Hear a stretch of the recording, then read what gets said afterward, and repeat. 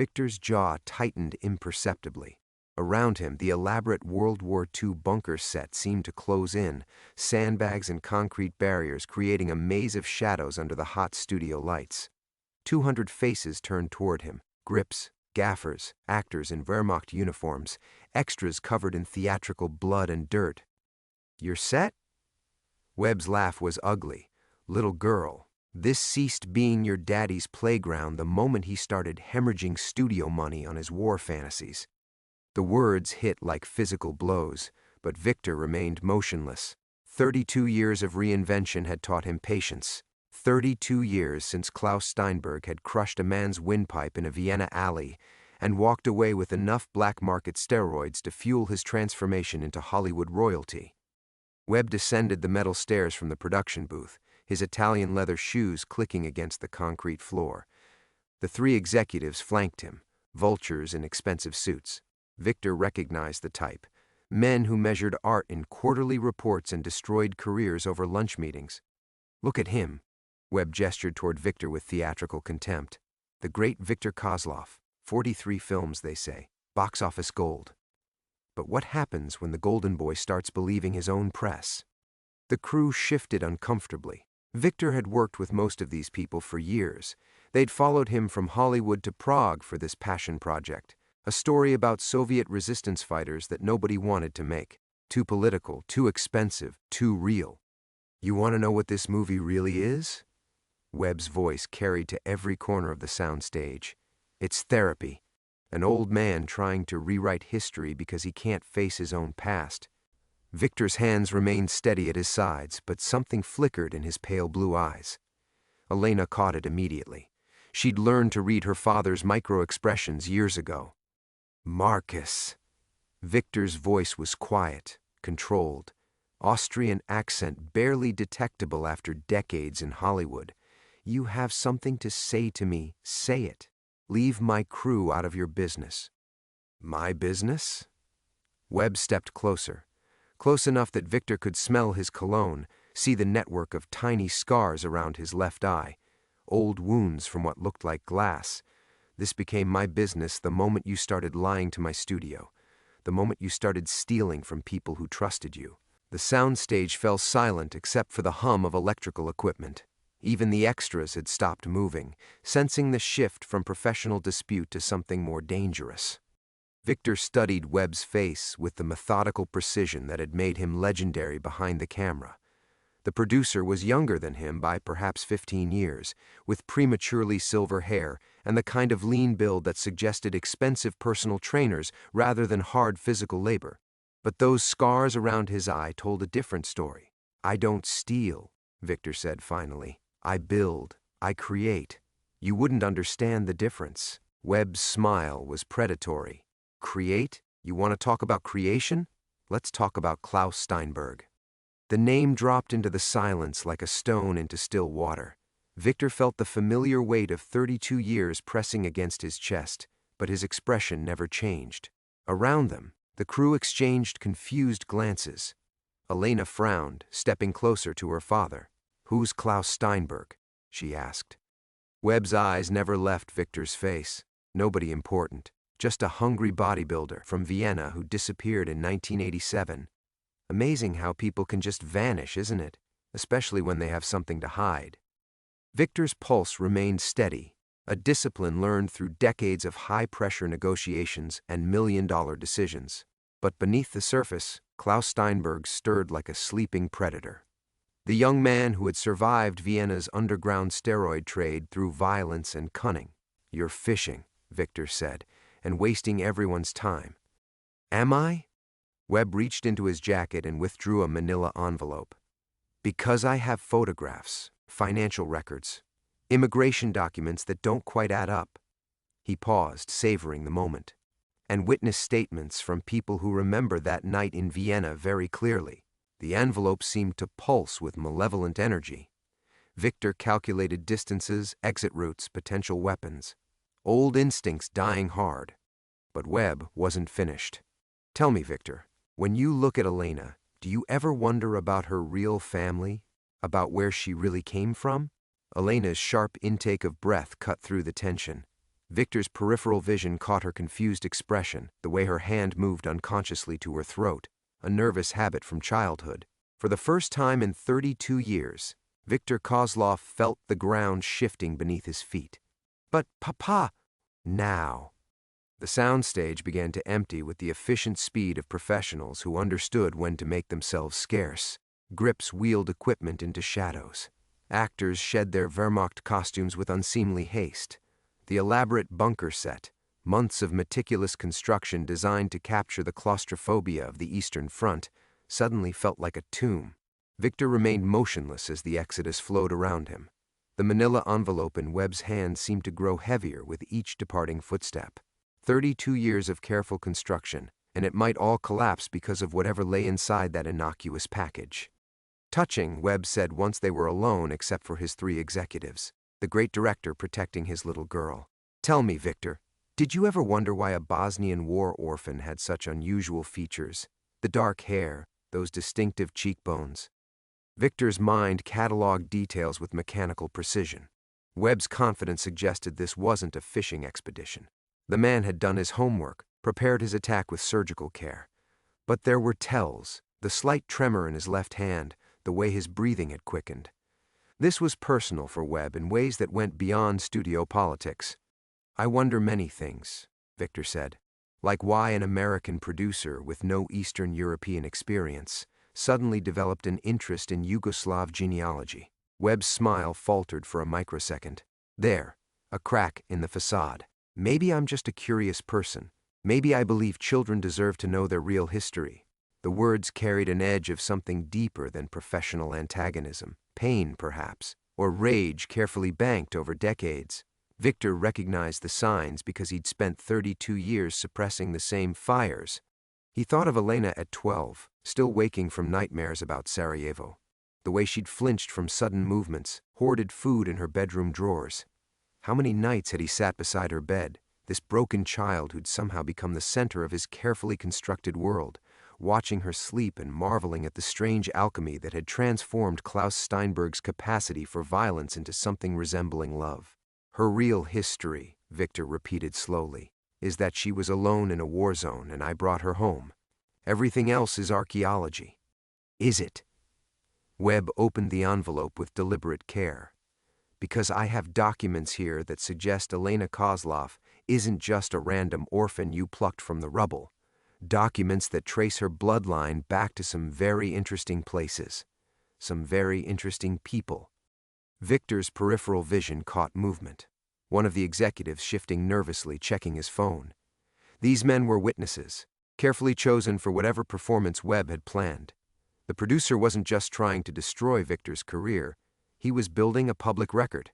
"You want something?" Victor said. "Name your price." Webb laughed, the sound echoing off the concrete bunker walls. "Price? You think this is about money? You really don't remember, do you, Klaus?" The name hit Victor's ears like a gunshot.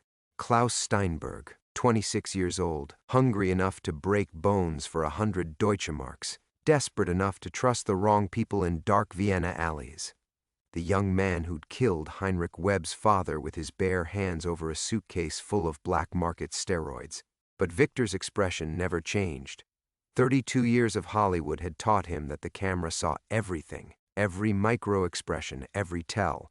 And right now, Webb was the one holding the camera. "I remember Vienna," Victor said quietly. "I remember a lot of hungry young men making stupid choices." "Stupid choices!" Webb's voice carried a lifetime of carefully cultivated hatred. "Is that what you call murder?" The word hung in the air between them like smoke. Victor felt the familiar weight of Klaus Steinberg's memories pressing against the walls of Viktor Kozlov's carefully constructed identity. Blood on his hands. A man's final breath rattling in a Vienna alley. The desperate flight that had ultimately led him to America, to Hollywood, to the life he'd built frame by frame, to Elena. "I call it survival," Victor said. Webb smiled, and for the first time, Victor saw something genuinely dangerous in the man's eyes. "Good," Webb said, "because now it's my turn to survive." But it wasn't the photo that made Victor's chest tighten. It was what Webb pulled out next. This was about Elena. Victor's mind raced through possibilities, calculating angles of attack and retreat. But beneath the tactical thinking, something colder settled into his bones. Elena had never been just Helena to him. She'd been a small, terrified girl who spoke 3 languages and trusted no one. He'd spent 14 years helping her rebuild herself, never questioning the convenient gaps in her documentation. Milica Jovanović, Webb continued, was the daughter of Dmitri Jovanović, a Serbian arms dealer who did very interesting business in Vienna during the 1980s. The name hit Victor like a physical blow. Dmitri Jovanović, the man whose windpipe he'd crushed in that alley in 1987. The man whose death had sent Klaus Steinberg fleeing across 3 borders with blood under his fingernails and a head full of American dreams. Victor's expression remained carved from stone, but his heart hammered against his ribs. The mathematics of it was brutal in its precision. If Elena was Dmitri's granddaughter, then Victor had killed her grandfather before she was even born. He'd orphaned her mother before Elena existed. And somehow, impossibly, that orphaned child had found her way into his arms 14 years later in a Bosnian refugee camp. Coincidence is such a beautiful thing, Webb said, reading Victor's silence like a script. A war orphan from Sarajevo, just happening to catch the attention of the one man in Hollywood with Dmitri Jovanović's blood on his hands. Almost poetic, don't you think? Victor forced his breathing to remain steady. Around them, the empty soundstage felt cavernous. The elaborate bunker set suddenly transformed into something more sinister. The sandbags and concrete barriers that had been designed to evoke wartime claustrophobia now felt like the walls of a trap 32 years in the making. "You still haven't told me what you want," Victor said. Webb's smile was arctic. "What I want you to understand that everything you've built, your career, your reputation, your precious daughter, exists because my family paid the price for your survival. I want you to know that the child you've been raising, the girl you call your daughter, is the living proof of your crimes." One of the executives shifted uncomfortably, checking his watch. This was taking longer than they'd planned, Victor realized. Webb was supposed to deliver his ultimatum and leave, but the producer was savoring this moment like fine wine. "But what I need," Webb continued, "is for you to disappear, quietly, permanently. Turn this production over to the studio, liquidate your assets, and vanish back into whatever hole Klaus Steinberg crawled out of. Elena stays in Los Angeles, under my protection, where she belongs." The words landed like shrapnel.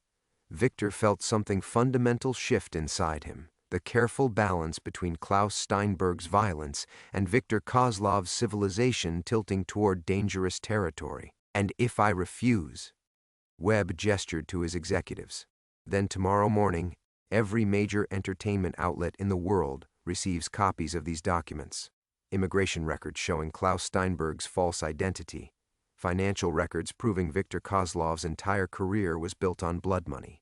And most importantly, DNA evidence proving that Elena is the granddaughter of the man you murdered." Victor processed the implications with methodical precision. Career destruction he could survive. He'd started from nothing before. Financial ruin was manageable.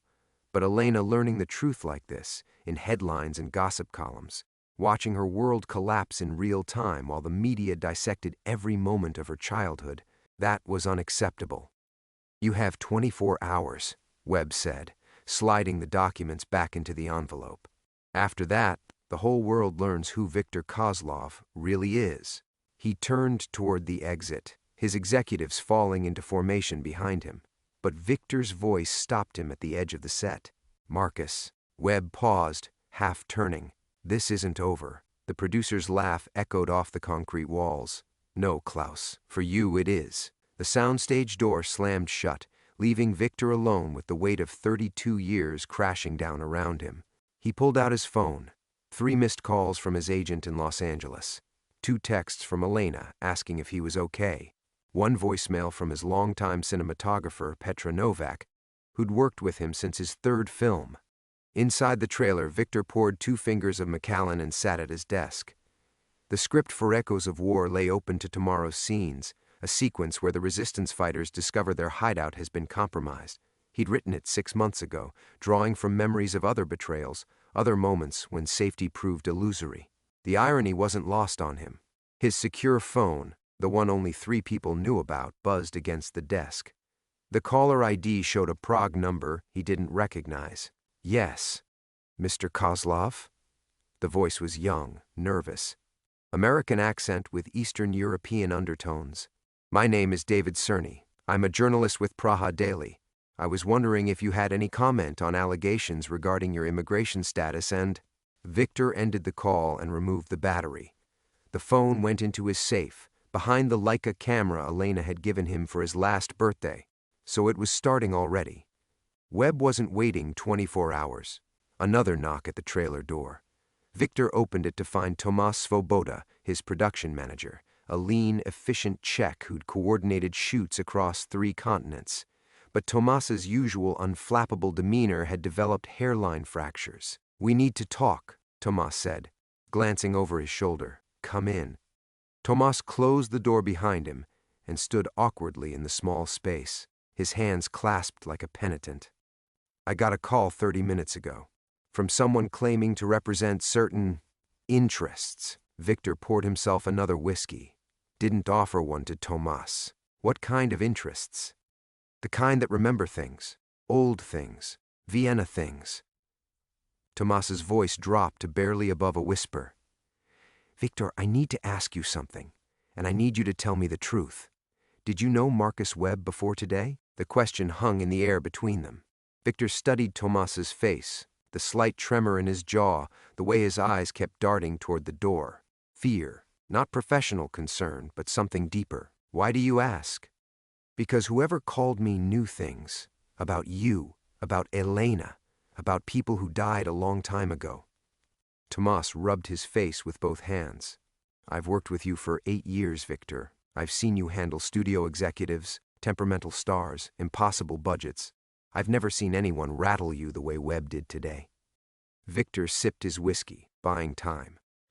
Tomas had connections throughout Eastern Europe, family in Slovakia, friends in the Czech Republic's post-communist film industry. If Webb was reaching out to people in Victor's professional circle, it meant the net was wider than a simple Hollywood power play. Who else have they contacted? I don't know, but… Tomas hesitated. Petra got a call too, and Jan from Sound, and someone approached Mikhail at his hotel. Mikhail Volkov, his lead actor, a Russian émigré who'd built his career playing Soviet soldiers with nuance and dignity. If Webb was pressuring the cast, it meant he was serious about destroying the production entirely. Victor's phone buzzed. A text from Elena. Papa, reporters are calling the hotel. What's happening? His hands tightened on the phone. Webb wasn't just attacking Victor's professional life, he was going after Elena directly. The careful boundaries Victor had maintained between his past and present were collapsing in real time. Tomas, Victor said quietly, I need you to do something for me. What? I need you to distance yourself from this production, publicly, tonight. Tomas's eyes widened. Victor, I can't just… You can. You will. Victor met his gaze with the flat intensity that had once intimidated hardened criminals in Vienna alleyways. This is going to get worse before it gets better. Don't let it destroy your career too. The production manager stared at him for a long moment, recognition dawning in his features. Not of Victor Kozlov, the celebrated director, but of something older and more dangerous lurking beneath the surface. Jesus, Tomas whispered. It's true, isn't it? What they're saying about you. Victor said nothing, but his silence was answer enough. Tomas backed toward the door, his face pale. I'm sorry, Victor. I'm truly sorry. The trailer door closed with a soft click, leaving Victor alone with the growing certainty that 24 hours had been optimistic. Webb's assault was already underway, and the walls Victor had spent 3 decades building were crumbling faster than he could shore them up. Outside, Prague's winter twilight was falling like a curtain on everything he'd tried to protect. Instead, he dialed her number.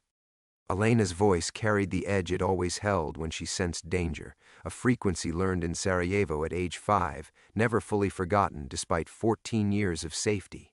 In my room. But there are people in the lobby, with cameras.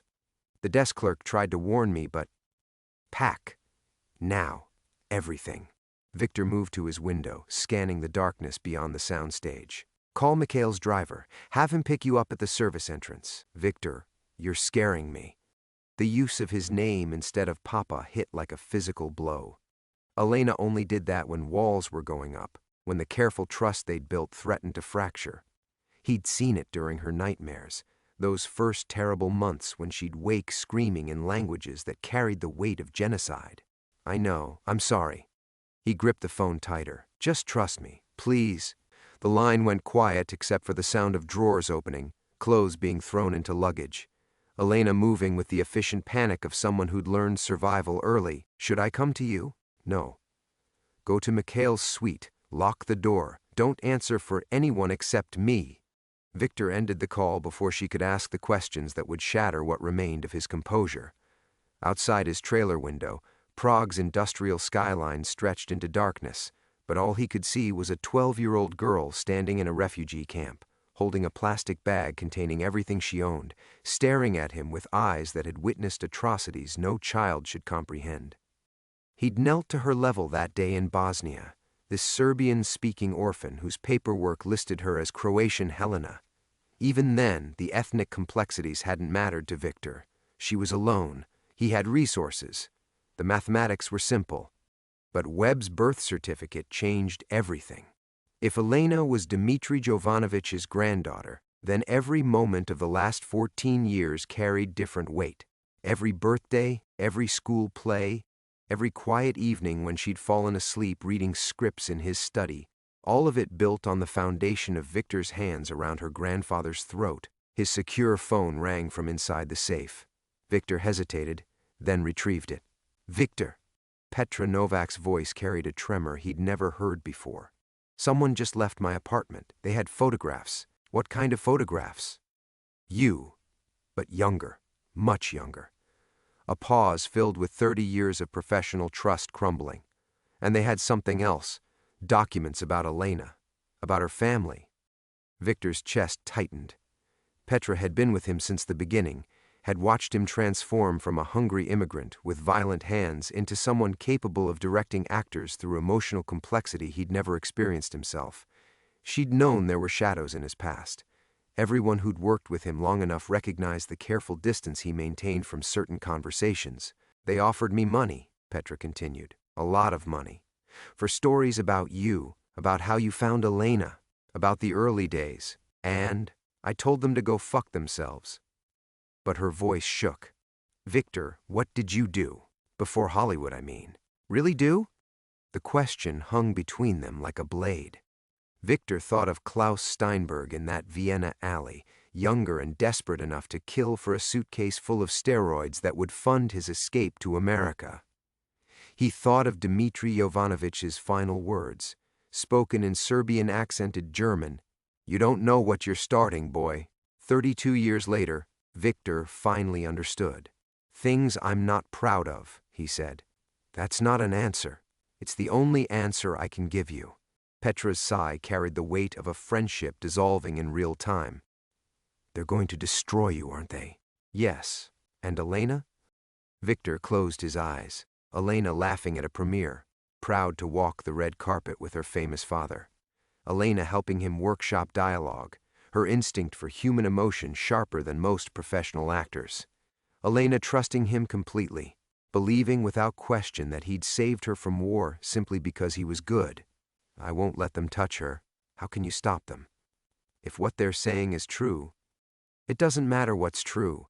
The words came out harder than intended, carrying echoes of Klaus Steinberg's absolutism. "It matters what I'm willing to do about it." The line went quiet. When Petra spoke again, her voice carried a distance that felt final. "I can't be part of this, Victor. Whatever this becomes, I'm sorry." The call ended, leaving Victor alone with the growing certainty that Webb's revenge was more sophisticated than simple exposure. He wasn't just destroying Victor's present, he was systematically erasing his past, forcing everyone who'd helped build Victor Kozlov's life to choose between loyalty and survival. Outside, Prague's winter wind rattled the trailer's windows like fingers trying to claw their way inside. Victor sat in the darkness for another 20 minutes before his phone rang again. Not the secure line, his regular cell. The caller ID showed a number he hadn't seen in 15 years. "Hello, Klaus." The voice hit him like ice water.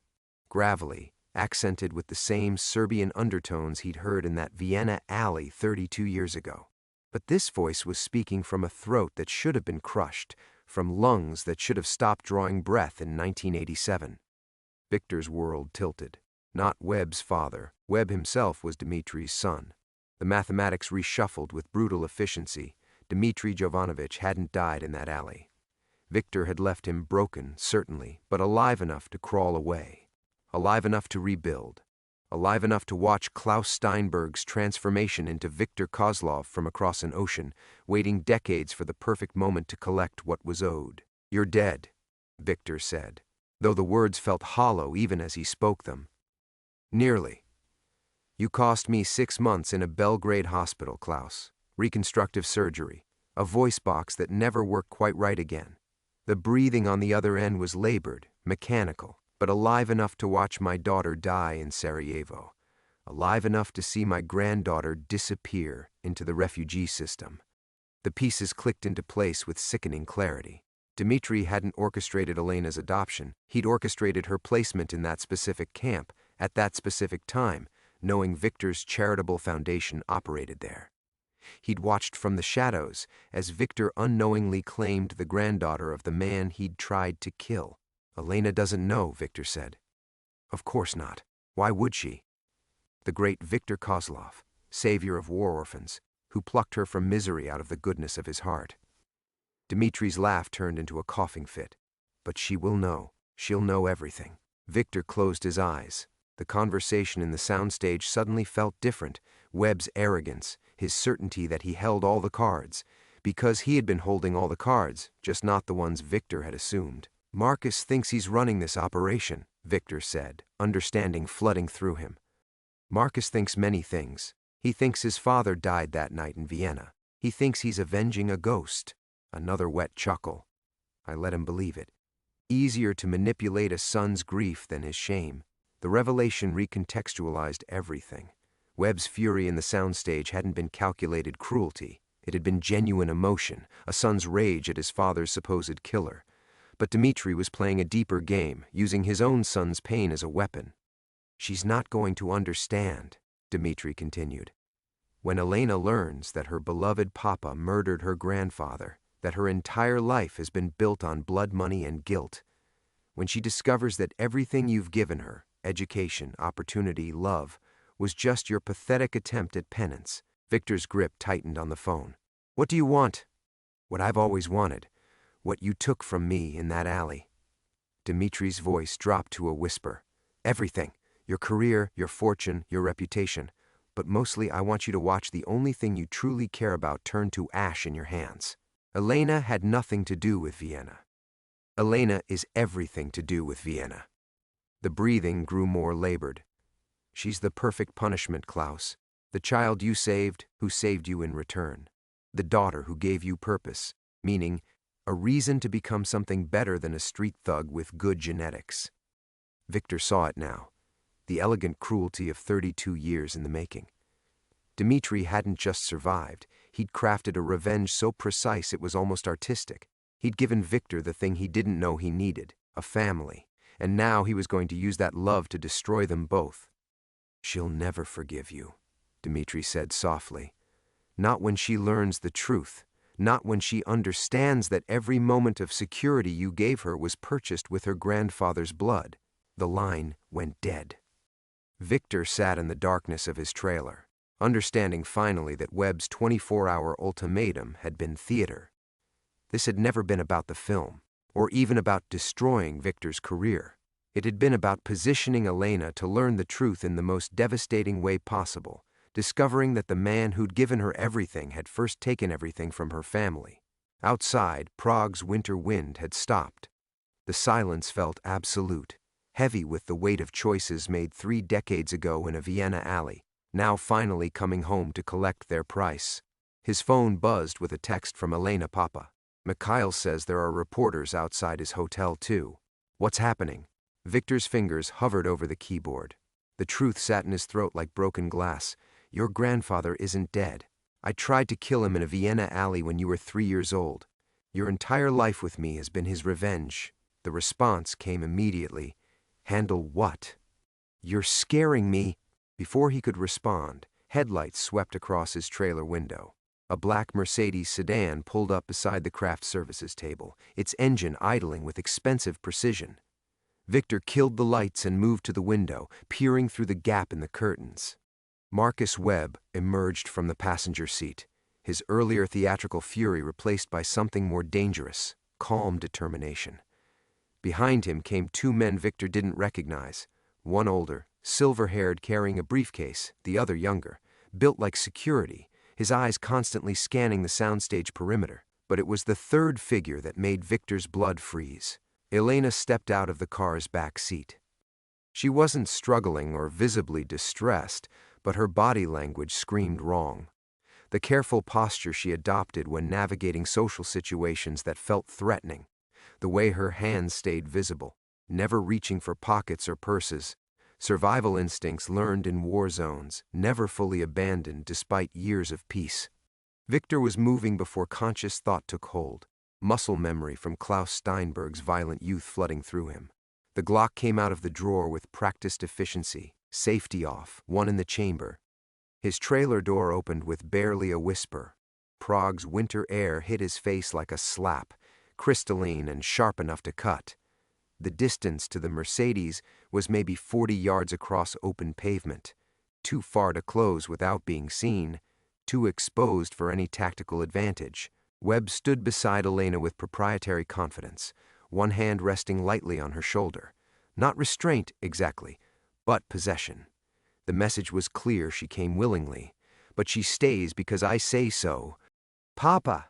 Elena's voice carried across the soundstage with relief that broke Victor's heart.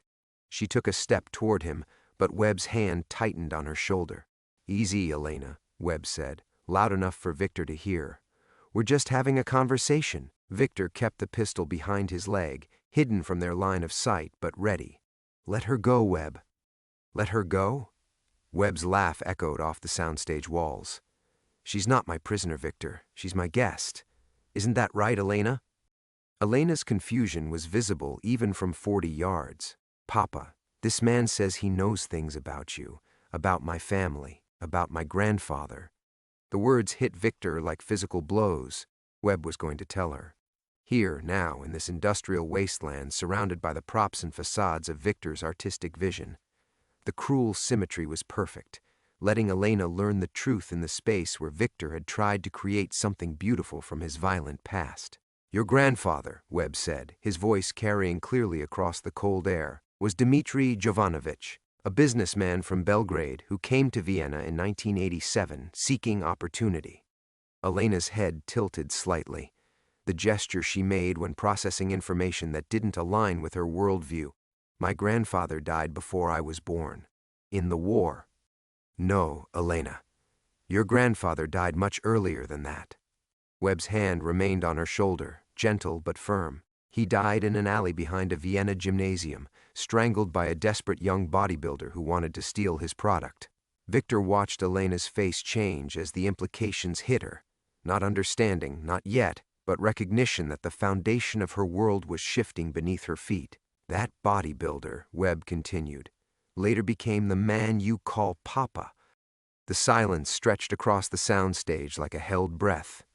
Victor could see Elena's mind working, trying to reconcile the father she knew with the stranger Webb was describing. Her eyes found Victor's across the distance, searching for the denial that would make this nightmare disappear. But Victor's face gave her nothing, no comfort, no reassurance, only the terrible confirmation that everything was about to change. "No." Elena's voice cut through the night air like a blade. Not denial, command. The word carried an authority that made both Webb and Victor freeze. "You don't get to tell me who my family is." "Elena," Webb started.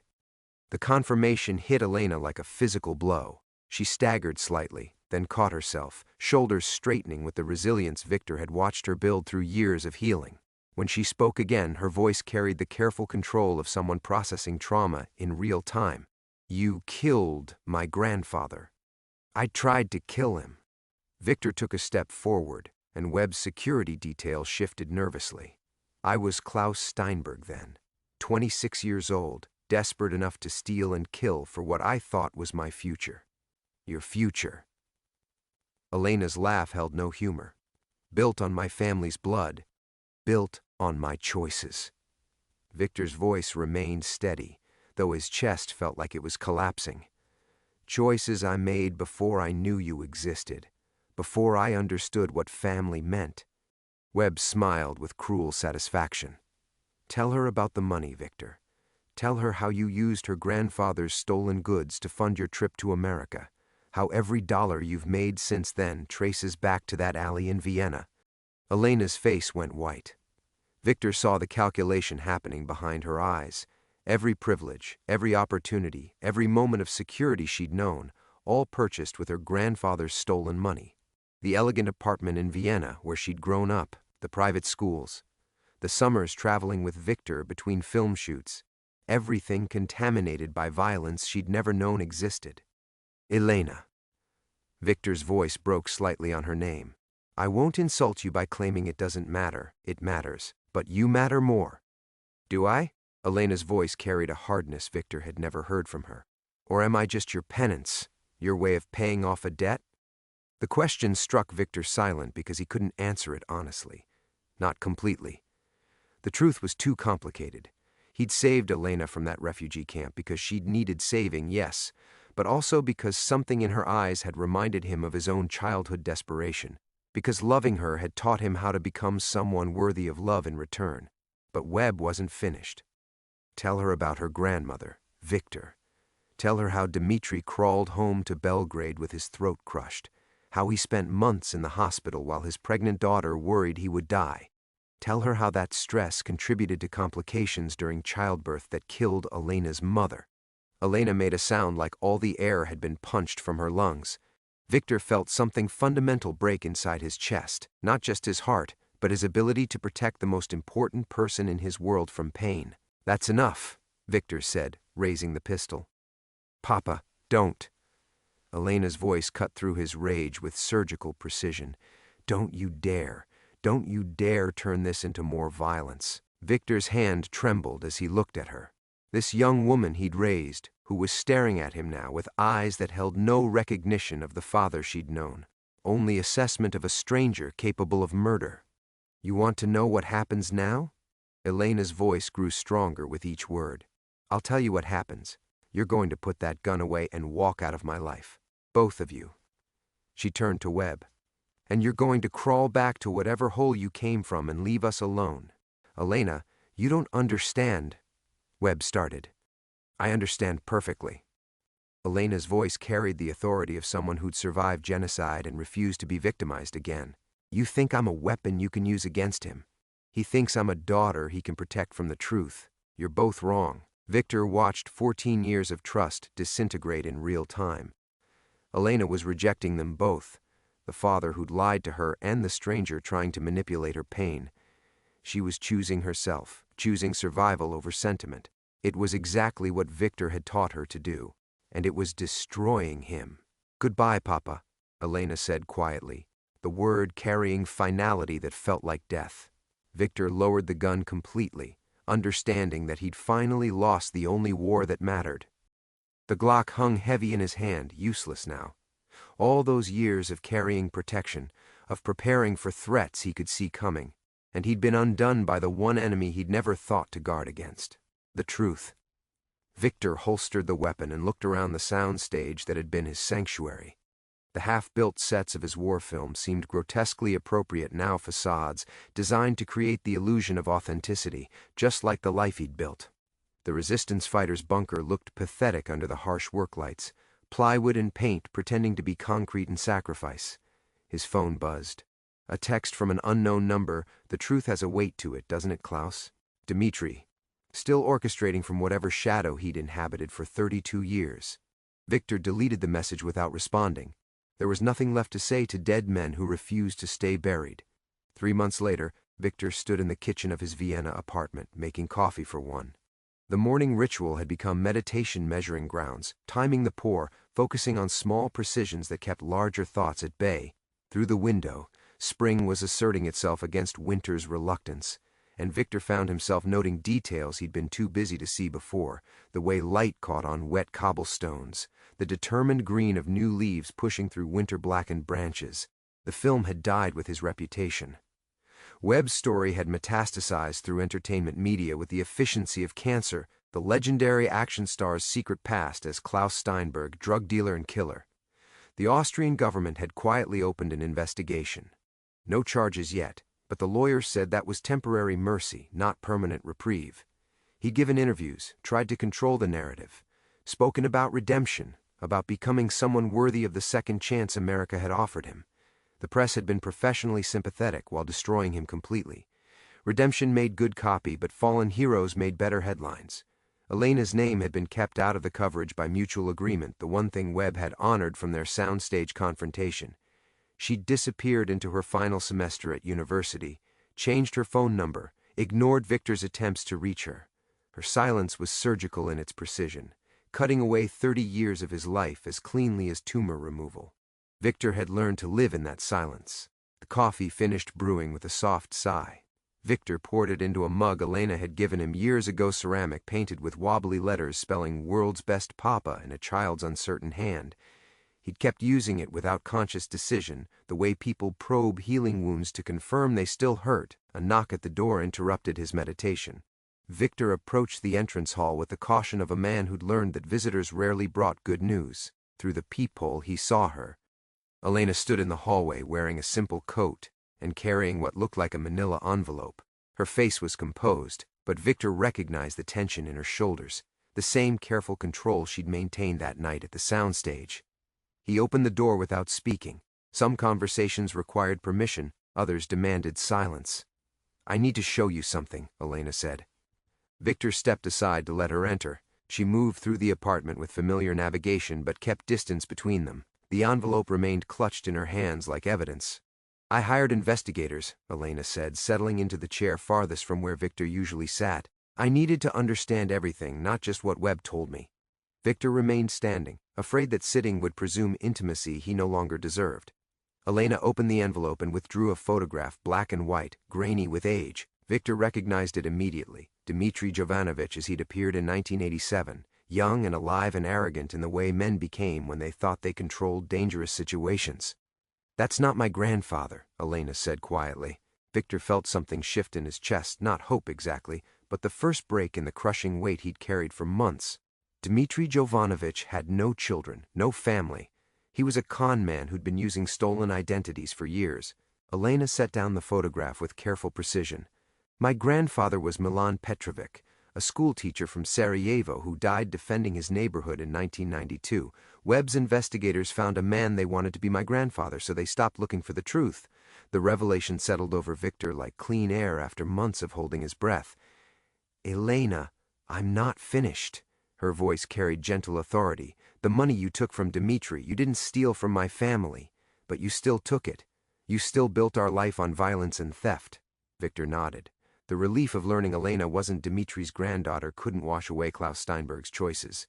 "I've been thinking about forgiveness," Elena continued, "about what it means when someone you love is also someone capable of terrible things." She stood and moved to the window, looking out at Vienna's spring morning. "I don't know if I can call you Papa again," she said without turning around, "but I know I can't walk away from the only father I've ever known."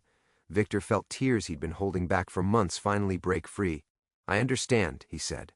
Elena turned from the window, and Victor saw something in her expression that wasn't forgiveness. It was harder than that, more honest. It was the look of someone who'd chosen love despite having every reason not to. "We're going to have to learn how to do this differently," she said. "How to be family when the foundation isn't perfect." Victor nodded, understanding that this was not restoration but something more difficult and valuable, the chance to build something real from the ruins of what they'd lost. Outside the window, Vienna continued its ancient dance between winter and spring, between ending and beginning. Victor watched the light change and thought about second chances, not the kind the world offered, but the kind people created for each other, one careful choice at a time.